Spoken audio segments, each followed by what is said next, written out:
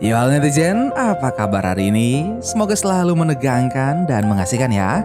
Kalaupun ada masalah, nikmati sajalah, pasti akan ada jalan keluarnya. Amin. Film kita kali ini berjudul Deja Vu yang rilis tahun 2006, yang diperankan oleh Om Denzel Washington yang gak perlu diragukan lagi. Kali ini Om Denzel akan menguak sebuah kasus yang sangat rumit dan tentu saja dengan kemampuannya yang sangat unik. Penasaran kan? Kalau begitu, tanpa berlama-lama lagi, langsung aja kita let's go ke filmnya.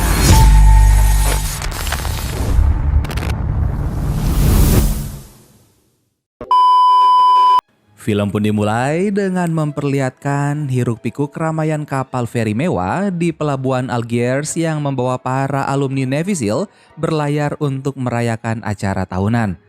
Salah satu kru kapal mendapati ada satu mobil yang menyalakan radio dengan volume keras dan kunci yang tergantung di dalam.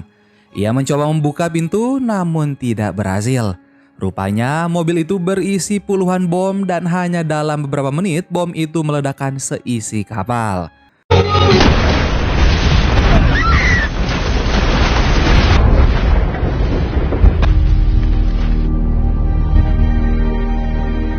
Beberapa penumpang menyelamatkan diri dengan terjun ke air, namun sebagian lagi sudah tidak tertolong. Tim penyelamat segera datang, salah satunya Doc Carlin, agen ATF atau agen khusus yang menangani alkohol, tembakau, senjata api dan juga bahan peledak. Dalam penelusurannya, Doc menemukan serpihan seperti kabel bom dan ia pun langsung menelpon rekannya agen Donnelly untuk menelusuri beberapa hal yang ia perlukan. Doc kemudian memeriksa bagian bawah jembatan dibantu oleh agen FBI bernama Paul. Ia menemukan percikan ledakan yang diketahui adalah ANFO, bahan peledak yang merupakan campuran amonium nitrat dan minyak bakar. Doc semakin yakin tragedi ini bukan kecelakaan, melainkan ada unsur kesengajaan. Doc kembali ke kantor dan Donnelly memberinya secari kertas berisi nomor telepon yang katanya kontak gadis yang pernah dekat dengan Doc tadi pagi yang menelpon mencari Doc. Tapi Doc lebih memilih fokus ke rekaman CCTV. Dari CCTV area jembatan terlihat ada seorang pria bermotor yang melihat ke arah kapal tepat sebelum ledakan terjadi. Sekitar pukul 10.47. Ledakan terjadi pukul 10.50. Di sisi lain, Jack McReady, agen khusus yang bertanggung jawab atas penyelidikan, mengadakan konferensi pers. Ia mengungkapkan perkiraan awal jumlah korban sekitar 543 orang dan kejadian ini bukanlah sebuah kecelakaan. Pada siangnya, Doc mendapat telepon untuk memeriksa satu jasad wanita bernama Claire yang tewas dengan luka bakar lebih dari 30%. Namun, ia ditemukan pukul 10.42. Sesaat sebelum ledakan kapal terjadi. Di ruang otopsi, hasil pemeriksaan menunjukkan jasad tersebut meninggal karena kerusakan total pada lambung dan paru. Anterior wajah, leher, dan dada masih utuh. Semua jari tangan rusak dari tengah hingga ujung. Doc juga menemukan ada sesuatu yang lengket di bibir jasad, bekas suatu benda kedap air. Claire juga sempat dilaporkan hilang pada pagi sebelum ia ditemukan tewas. Claire dicurigai menjadi korban penculikan. Doc pun langsung mendatangi ayah Claire untuk meminta keterangan. Menurut sang ayah, pagi itu harusnya Claire menjemput sang ayah di bandara, namun ia tak kunjung datang. Ayah Claire yang mengira anaknya tertidur memilih naik taksi, tapi Claire dan mobilnya juga tidak ada di rumah. Beberapa waktu belakangan, Claire baru putus dengan mantan tunangannya yang bernama Alan, yang kini sudah pindah ke Montreal. Ayah Claire juga mengatakan anaknya sempat memberitahu akan menghadiri kencan yang sudah diatur temannya bernama Beth yang anaknya sering diasuh oleh Claire. Sebelum Doc pergi, ayah Claire berpesan agar Doc memperhatikan Claire. Doc agak bingung karena ia benar-benar tidak kenal dengan Claire semasa hidup. Doc melanjutkan pemeriksaan ke rumah Claire dan ia menemukan beberapa hal aneh seperti tulisan "Kamu bisa menyelamatkannya" di pintu kulkas. Beberapa noda darah, senjata api, dan yang lebih mengejutkan, ada pesan suara dari Doc sendiri pada jam 8 pagi yang diduga Claire sempat menelpon Doc beberapa jam sebelum kejadian. Pada malam hari, Doc menemui Jack untuk memberitahukan kasus Claire. Dari analisanya, Doug menduga Claire diculik di rumahnya, kemudian dibakar hidup-hidup lalu dibuang ke sungai sehingga jika tidak memperhatikan waktu kematian Claire, ia akan tampak seperti korban ledakan kapal. Mobil SUV Claire berwarna merah yang hilang kemungkinan dipakai pelaku untuk membawa bom ke kapal. Doug juga memberitahukan tentang telepon Claire. Saat akan pulang, Doug melihat mobil rekannya bernama Larry berada di kumpulan barang bukti yang artinya Larry juga menjadi korban ledakan. Doug kemudian dihampiri oleh Paul yang mengucap belasungkawa atas kepergian Larry dan mengajak Doug untuk bergabung dalam timnya dalam penyelidikan ledakan feri karena menurutnya Doug merupakan orang yang sangat cerdas. Paul memperlihatkan program digital yang dimiliki timnya, yaitu bernama Snow White. Program ini lebih canggih dari CCTV karena sudut pandangnya dapat diubah dengan data yang didapat dari satelit. Ia juga dapat bergerak menembus dinding. Kelemahannya, untuk mendapat data rekaman di hari kejadian, harus mundur ke rekaman 4 hari 4 jam terakhir dan setiap rekaman sudut pandang yang dilihat tidak bisa diputar ulang. Tim Paul membutuhkan kecerdasan Doug untuk memilih sudut pandang. Doug meminta untuk memeriksa rumah Claire. Terlihat Claire sedang mengangkat telepon dari Alan. Doug kemudian mendapat telepon dari rekannya. Ia diledek karena rumah Claire dipenuhi sidik jari Doug. Doug bingung padahal ia memeriksa rumah Claire menggunakan sarung tangan. Doug meminta tim untuk memperhatikan setiap detail kegiatan Claire. Sesaat kemudian, Claire merasa ia sedang diawasi. Doug sempat curiga apakah Claire menyadari keberadaan alat itu, tapi Paul menyangkal. Claire sempat menulis di buku catatan tentang hal ini. Ia menyimpan pistol di bawah bantal untuk berjaga-jaga. Pada satu malam, Claire mendapat telepon dari orang yang menawar mobilnya. Namun si penelpon berada di luar jangkauan satelit. Dengan bantuan CCTV, didapati penelpon itu berada di dek kapal feri 2 malam sebelum ledakan. Singkat cerita, rekaman terus berjalan hingga saat semua orang lengah, Doug mengarahkan sinar laser ke layar yang ternyata dilihat juga oleh Claire dan membuat sistem mengalami reboot atau mengulang ke awal lagi. Doug menjadi sangat marah mengetahui dirinya dibohongi. Snow White bukan semacam CCTV dengan data dari satelit, tapi lebih tepatnya Snow White berkomunikasi dengan masa lalu. Paul dan tim menjelaskan secara sains tetapi membuat Doug semakin kesal. Ia pun merusak monitor dengan kursi. Am I asking a hard question? Question still applies. Is she alive or is she dead? The space and time. Perdebatan berlangsung alot.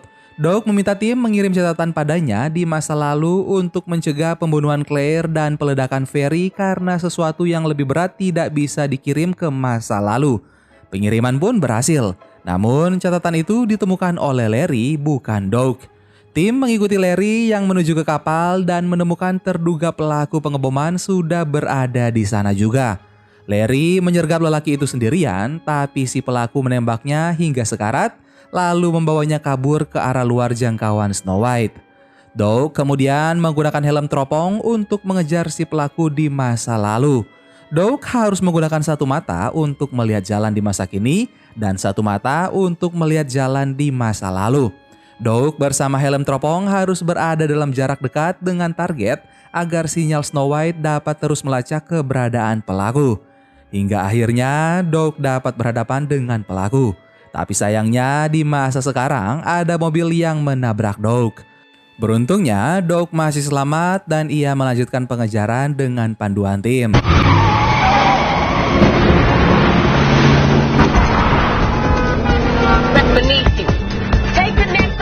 Go right and double back on yourself. All right, I got it. Still see him? Pelaku berhenti di suatu tempat. Di masa sekarang, Doug mendapati tempat itu sudah rusak akibat ledakan, namun pada masa lalu tempat itu masihlah utuh. Di masa sekarang, terlihat ada ambulans yang hancur, namun tidak ada di masa lalu. Terlihat di sana pelaku sedang menyeret tubuh Larry, menyiramnya dengan cairan bahan bakar, lalu membunuhnya dengan sangat keji. Jasad Larry dibuang ke kandang buaya. Larry mungkin memang ditakdirkan meninggal, yang berubah hanya caranya saja.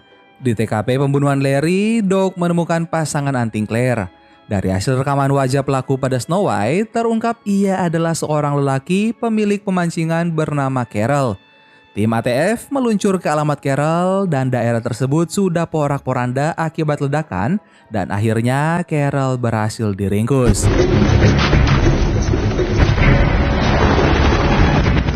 You waive your right to counsel, right? Yes, sir. Yes, sir. Carol menyimpan dendam terhadap pemerintah Amerika karena ia tidak pernah lolos seleksi Navy SEAL Angkatan Laut. Meski sudah beberapa kali mencoba, Carol pun melakukan teror bom untuk membuktikan kemampuannya. Tentang pembunuhan Claire, ia tidak punya motif tertentu, hanya butuh mobil Claire secara cuma-cuma. Carol menjelaskan kronologi pembunuhan terhadap Claire. Carol mendatangi wanita itu lalu menutup mulut dan membungkus kepalanya. Tangan dan kaki Claire juga diikat lalu dibakar dengan bensin di tempat pemancingan. Setelah menginterogasi Carol, Doug dikeluarkan dari tim Paul oleh Jack begitu saja karena bukti-bukti sudah cukup kuat. Doug bersikeras untuk lanjut demi mencegah pembunuhan Claire yang diperkirakan akan terjadi dalam 12 jam di masa lalu. Tapi tentu saja keinginannya ditolak. Doug kemudian menelpon salah satu anggota tim yaitu Dr. Denny untuk mengirimnya ke masa lalu. Dr. Denny bersedia membantu. Peluncuran pun dilakukan.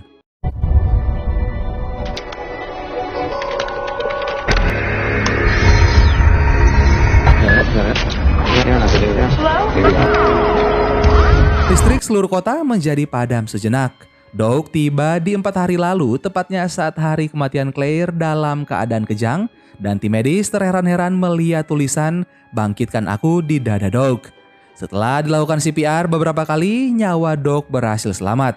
Ia terbangun dengan ingatan yang masih utuh. Doug pun kabur dari rumah sakit mengendarai mobil ambulans.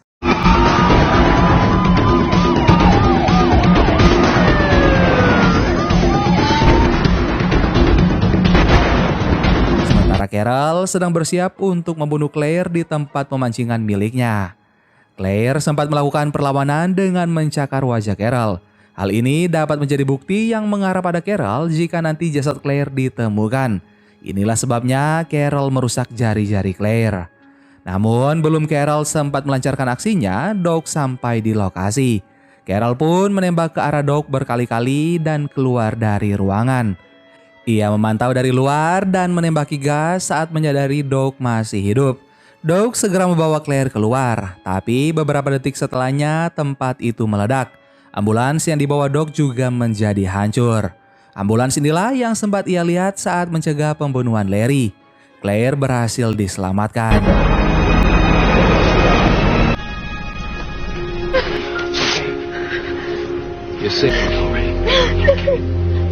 Misi Doug selanjutnya adalah mencegah Carol meledakkan ferry. Ia harus bergegas menuju pelabuhan Algiers. Doug mengantarkan Claire terlebih dahulu sekalian membersihkan lukanya. Di sana, Doug menyusun alfabet acak menjadi kalimat "kamu dapat menyelamatkannya". Ia kemudian melepaskan pakaian dan membersihkan lukanya di wastafel. Inilah penyebabnya atas banyaknya sidik jari Doug dan noda-noda darah yang ditemukan di masa depan. Sesaat kemudian, Claire muncul memakai gaun yang sama dengan gaun saat kematiannya. Doug menyuruh Claire untuk mengganti dengan pakaian lain. Namun Claire menodongkan senjata pada Doug.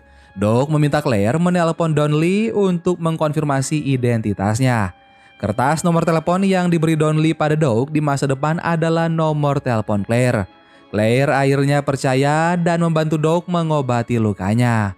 Doug mengamati sekeliling. Dan ia tersadar bahwa ia belum merubah apapun. Doug membawa Claire bersama agar tetap aman. Singkat cerita, Doug dan Claire tiba di pelabuhan Algiers persis seperti kejadian di masa depan.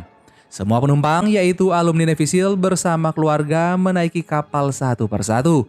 Doug menyusun rencana. Ia meminta Claire memberitahu petugas pelabuhan tentang keberadaan bom saat kapal mulai bergerak, sementara ia akan menjinakkan bom. Doug kemudian mencium Claire dan mereka terlihat seperti dua orang yang sudah lama saling kenal, padahal baru bertemu beberapa saat.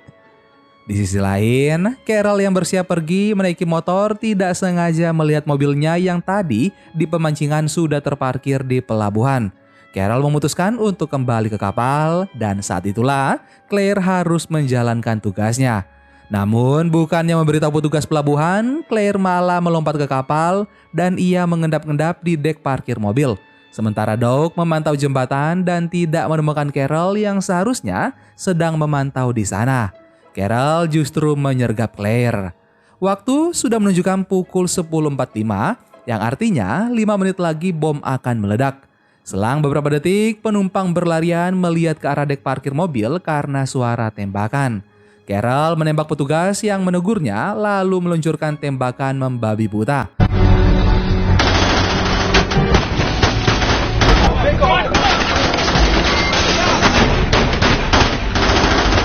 Doug pun segera menuju ke dek dan ia menemukan Claire disekap di dalam mobil dalam keadaan masih sadar. Doug kemudian mengajak Carol bernegosiasi. Carol terpancing mendekati Doug dan Claire pun segera tancap gas dan menabrak Carol hingga terjepit. Saat itulah Doug menembak Carol hingga tewas. Doug menyelamatkan Claire dan hanya tersisa 2 menit sebelum bom meledak dan mereka sudah dikepung petugas bersenjata. Demi keselamatan nyawa semua orang, Doug bersama Claire membawa terjun mobil berisi bom tersebut. Doug melepas kemudi dan memecahkan kaca depan sehingga Claire bisa berenang ke permukaan. Namun Doug sendiri gagal menyelamatkan dirinya sendiri. Ia pun tewas dalam ledakan. Tapi pengorbanannya tidak sia-sia. Claire beserta 543 penumpang kapal berhasil terselamatkan. Claire yang masih syok dihampiri salah satu petugas yang memintanya untuk tinggal memberikan keterangan pada petugas lain yang akan datang. Sesaat kemudian, Doug dari masa sekarang datang untuk melakukan penyelidikan. Claire pun menjadi lega melihatnya. Doug bertanya apa mereka pernah bertemu sebelumnya, dan Claire mengiyakan. Di mobil, Claire menanyakan pertanyaan yang sebelumnya dilontarkan Claire. Doug menjawab dengan kalimat jawaban Claire, dan mereka berdua pun tertawa. Dan film Deja Vu pun selesai. Gimana guys, film kita kali ini ending yang sangat membahagiakan. Terima kasih banyak buat kalian yang sudah nonton video ini sampai akhir. Sampai ketemu lagi bareng Mimin di film-film seru selanjutnya. Dan pengalaman pahit di masa lalu harusnya membuat kita bisa menghargai kehidupan manis di masa sekarang. Dadah.